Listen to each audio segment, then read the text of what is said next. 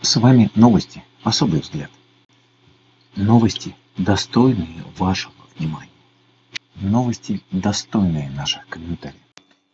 В сегодняшнем выпуске отмена выборов в Приморье, угрозы Израилю и нефть Кадырову. Сюжет первый. Навбрасывались. Центр избирком рекомендовал отменить выборы в Приморье. Через слезы буквально. Почему расплакалась крепкая женщина Элла Памфилова? Потому что обидно. А обидно, потому что вынуждена идти на сделку с системой.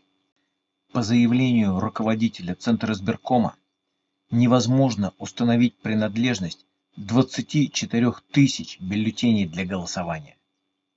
В соответствии с избирательным законодательством количество напечатанных бюллетеней не может превышать количество избирателей более чем на 1,5%.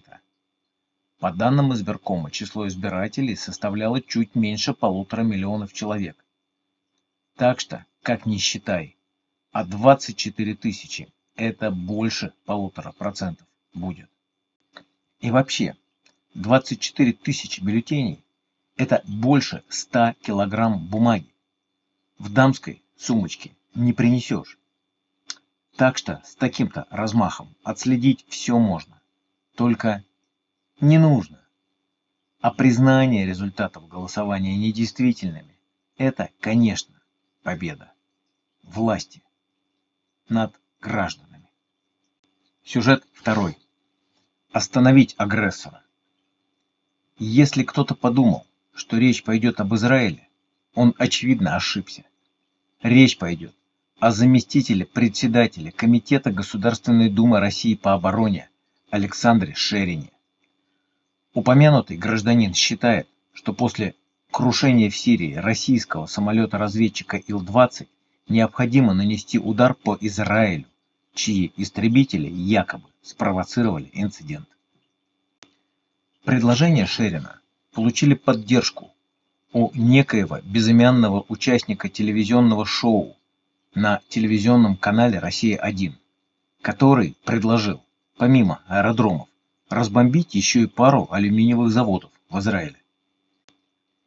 Мы полагаем, что в призывах заместителя председателя Думского комитета Александра Шерина, так же как и пресловутого безымянного участника телешоу, некоего одуловатого мужчины в очках, выступавшего после международного обозревателя Николая Платошкина, содержится состав преступления, публичные призывы к развязыванию агрессивной войны, совершенные с использованием средств массовой информации либо лицом, занимающим государственную должность Российской Федерации или государственную должность субъекта Российской Федерации. Статья 354, часть 2 Уголовного кодекса России.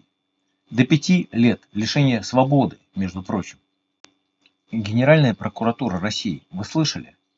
Работайте, мяч на вашей стороне. Сюжет третий. Нефть Кадырову. Плохой признак. И дело не в том, что Роснефть не получила искомых 12,5 миллиардов рублей. Не обеднеет поди. Дело в мотивации такого плезира со стороны президента России. За последний год упоминания о главе Чечни и выходцах из республики многократно встречались в самых разных контекстах. Зачастую упоминания были связаны либо с исполнением политической воли Кремля, явной или неявной, либо с откровенно криминальными событиями. А власти Черногории и вовсе считают, что глава Чечни Рамзан Кадыров может быть замешан в попытке государственного переворота. Вот вам и есть за что плезир. Но и это еще не все. Ведь в ситуации, когда всем все надоест и пойдет-таки толпа, и Золотовская Росгвардия может не сработать. А вот пехота Путина, как называет себя и своих головорезов Кадыров, оружие безотказное. С вами были короткие новости, особый взгляд. Подписывайтесь, смотрите, рекомендуйте. До встречи.